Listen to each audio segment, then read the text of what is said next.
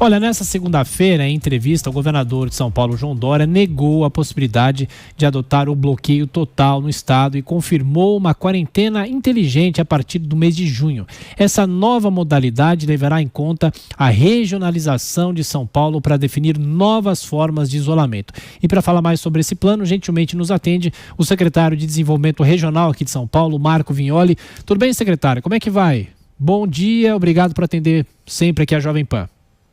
Tudo bem, Tiago, Kalina, um prazer falar com vocês, falando aqui pelo governo do estado de São Paulo sobre o combate ao coronavírus. O secretário, a gente sabe que o próprio Brasil é muito desigual e o estado de São Paulo também. De que forma as equipes de saúde, a comissão que cuida da saúde aqui em São Paulo, vai se debruçar nas especificidades de cada cidade, de cada região? Como é que é possível adotar medidas diferentes no estado de São Paulo? Muito bem, é fundamental registrar. Nós iniciamos o nosso processo de quarentena em São Paulo no dia 24 de março. Naquele momento, São Paulo tinha cerca de 70% dos casos do país.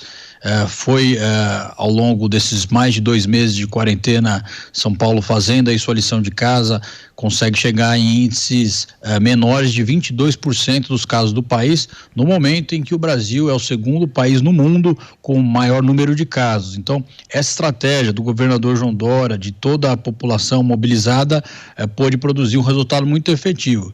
Somado a isso, também é importante registrar de que forma avançamos ao longo desse período com novas práticas. Se eu falasse aqui para vocês há 2 meses atrás que a gente teria 97% de utilização de máscaras na capital de São Paulo e 87% no interior, seria algo muito improvável de acreditar. No entanto, esses números têm acontecido, conseguimos normalizar os EPIs e sair de 1.500 leitos para mais de 5.000 leitos, trazendo uma capacidade hospitalar importantíssima aqui no estado de São Paulo, né? Nós fizemos esse modelo homogêneo, nós temos 16 regiões administrativas aqui no estado de São Paulo e agora, passado esse período, é possível implementar a chamada quarentena inteligente, aquela que observa as diferenças, seja em capacidade de atendimento, seja na incidência do vírus em cada uma das 16 regiões administrativas do estado de São Paulo, e aí pactuado com os gestores locais,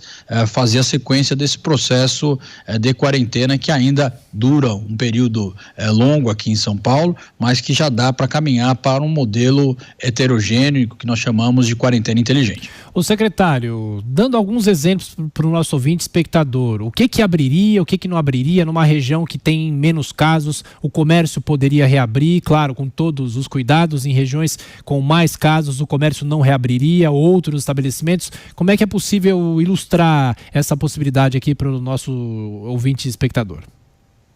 Bom, é importante dizer, nós estamos falando sobre modulação, né? Então, naquela região que for necessário ter mais medidas de isolamento, vão haver também, tendo em vista aí os riscos que nós temos da pandemia. Nós temos, evidentemente, que uma situação distinta, por exemplo, uma região como a Baixada Santista e Presidente Prudente, de forma muito contundente. Então, tendo em vista isso, na próxima quarta-feira, amanhã, o governador João Dória anuncia todo esse processo, de que forma vai se dar isso nas regiões. O que nós fizemos ao longo desse período?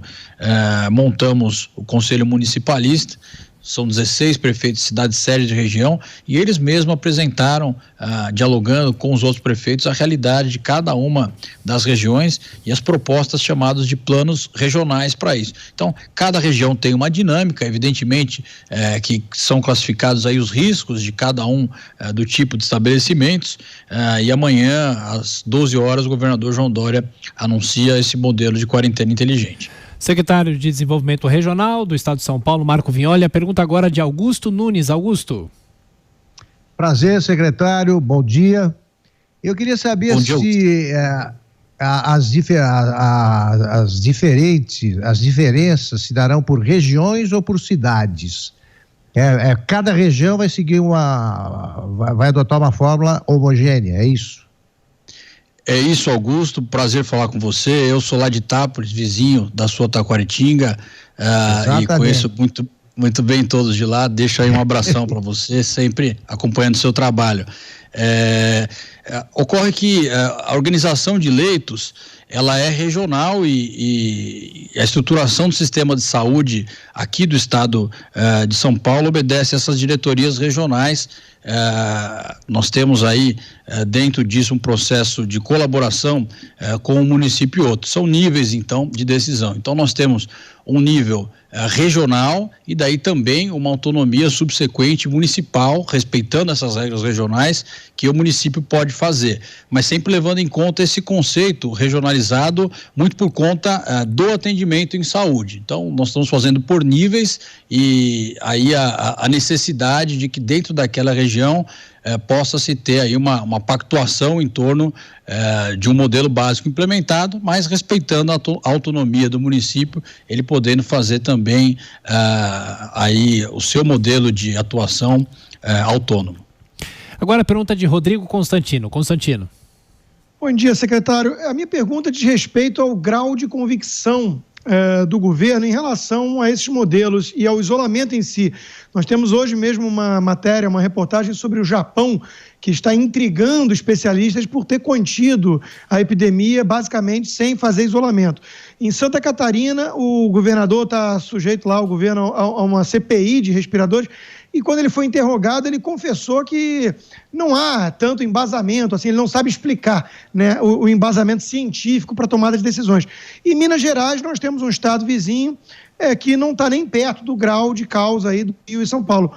O que aconteceu em relação a Minas Gerais? Vocês têm alguma pesquisa, algum entendimento disso? E há essa convicção mesmo de que o isolamento foi fundamental?